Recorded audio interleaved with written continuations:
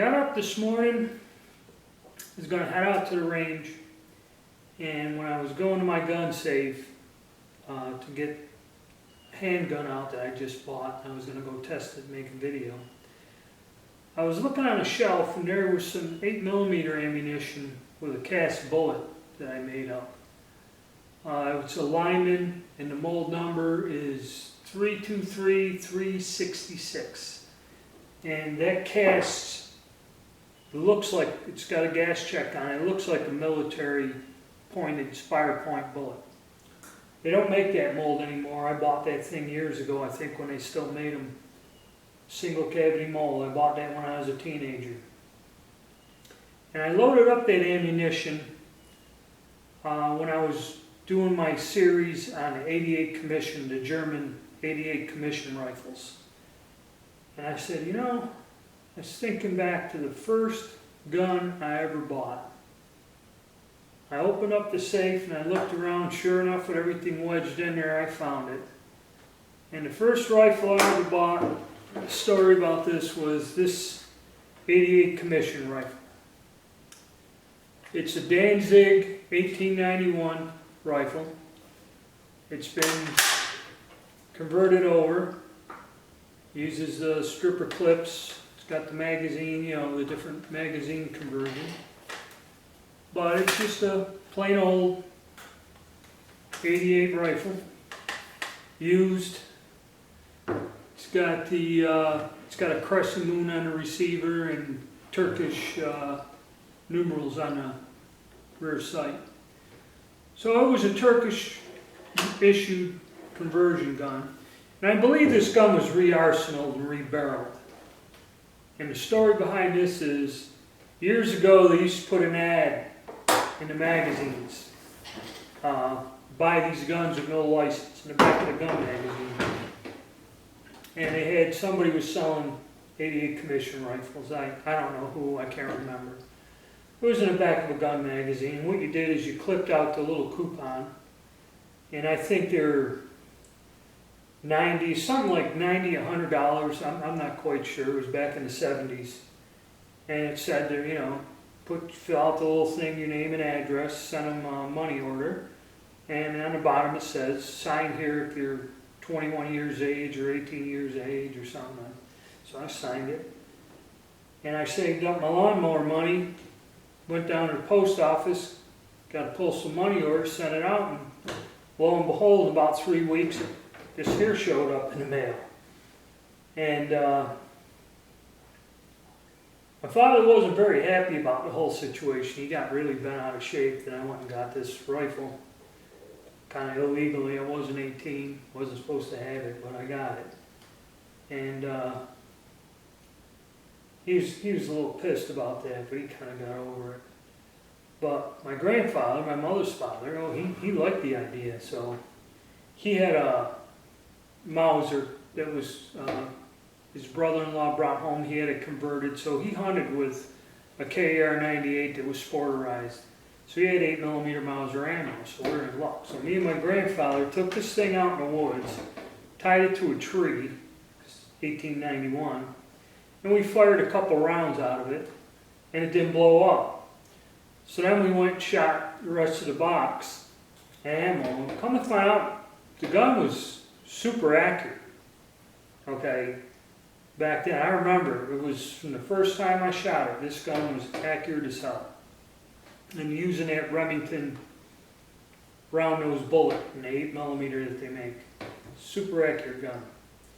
But it kind of did do something weird to the cases or the primers.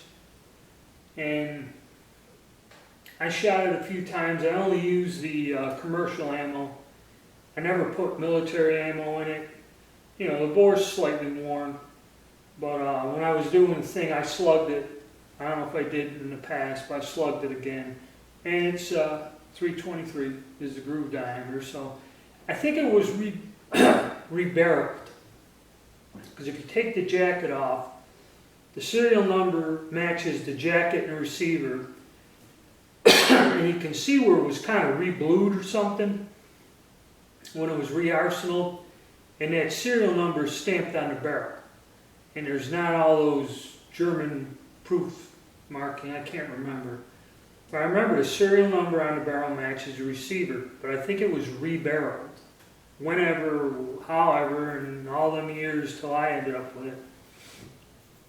So when I did my series, and basically I kind of, like people said they'll blow up, the guns are weak, and everyone still tells you that these guns will explode on you if you fire modern ammo in them. And they generally won't, as long as you don't get crazy with them. I've shot regular military surplus 8mm and I've never had a problem. But it was the first gun I bought, and it kind of meant something to me. So I kept it all these years, Like I said, it's almost 38 years. So I kept it, never really shot it much, figuring it wasn't headspace right or something was wrong with it. And then as the years progressed and I got my gunsmithing tools and I decided to do my series of videos on the 88 commission rifle. And I bought a set of headspace gauges, and I got the complete set of 3. I got the go, no go, and I got the field gauge. And the reason you get the 3 of them is the field gauge, it's like 5 thousandths between a go and a no go. And if a field gauge goes, locks up on you, that means it's under 10 thousandths. It's not quite 5 over, but if the gun takes the field gauge, you don't shoot it. The headspace is way off. So I was headspacing these guns, getting all this technical information. I went and found this one, took it out. Sure enough, go, no go goes. It just barely won't close on the field gauge. So I said, no wonder, the headspace was long. I was correct all these years. The headspace was long. So I did the series on it. And after I was done, I got a barrel vise and I got a barrel wrench. And I said, you know what, let me pull the barrel off and see. Because numerous times or somebody had used 88 commission barrels, and I really don't think you should buy them because I think they're the old small bore and they got problems that they pulled off of some gun or something. I don't know. I got one. I didn't kind of like the looks of it. I sent it back. And so I said, all right. So when I pulled off the barrel,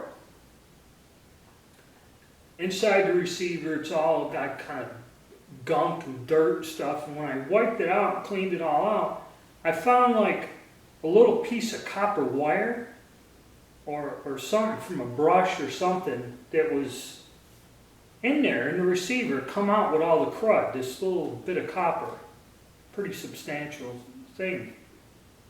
And I was wondering, did they brush that or clean that and then part of this broke off and got stuck in there? So I flushed out the receiver, cleaned everything up, put a little anti-seize on it, and I spun the barrel back down in, tightened it. And even with the headspace off, the gun still shot pretty straight. I mean, even when the headspace was off, this was an accurate rifle. And sure enough, I run the gauges, go goes, no go don't go. So whenever they rebarreled this, they screwed the job up, and that's the way it's set forever until I took the barrel off, cleaned it out, and reset it. Now, I'd fire surplus ammo in this. I wouldn't be afraid. I think I have. And it functions fine. But that's just a strange story about this gun I've had. It's the first gun I ever bought. It's been with me all these years. Sat around, and I was just thinking today, I'm going to go out, shoot it so I can do something with those cases. And now we'll go on to the part where I get to the range and fire the gun and tell you a little more on the story here. Okay, we're out here with the first rifle I ever purchased all those years ago. The first part of the video tells the story on that. It's 88 Mauser, or 88 commission rifle. And what I did is when I was in the garage getting ready to go out today, I was looking around and I found this bag of cast bullets I had for when I was doing my videos on the 88 Mausers. And I believe these here, there's a note in there. 325 is the diameter. And this is an old Lyman mold. I got it years ago. I tried to cast bullets with it. I wasn't happy. I ended up getting some done up, put them in a coffee can. They sat there for over 20 years. And then finally, when I was doing my series on the 88 Commission rifle, I loaded up the bullets in some brass. I believe it's Norma brass, yep. I went to a gun shop, a local gun shop back home, and one of the dealers bought an estate, and there was like 5 or 6 boxes of brand new unprimed Norma brass. He gave me a deal on it, and I bought it, and I never did anything with it again for another 20 years. But here we go. I figured I'd shoot up the ammo, go on to something else. A nice day, turned into a nice day here.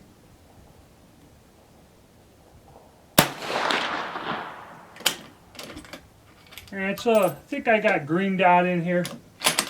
Nice light load.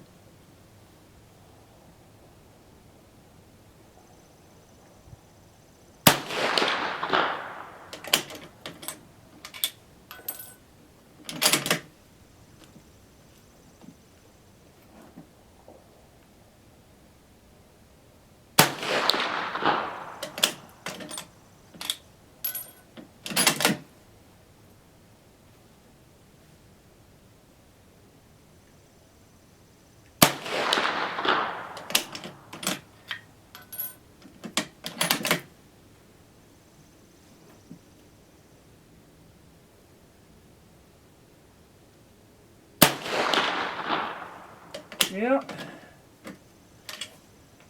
It's fun to remember things. This old gun always shot straight for me. I'm going to go check the scope and see where I'm at. Okay. All around the bulb and not in the bulb. So, looks like it's time to get serious here and concentrate.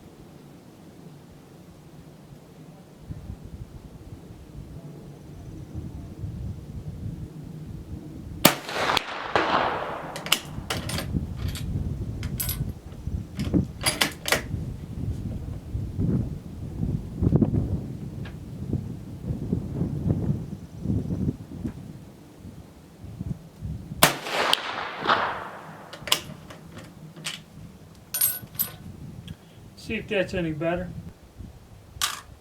Okay. After all these years, with a little concentration and work, we can get them bullets in the bullseye. Even these cast bullets.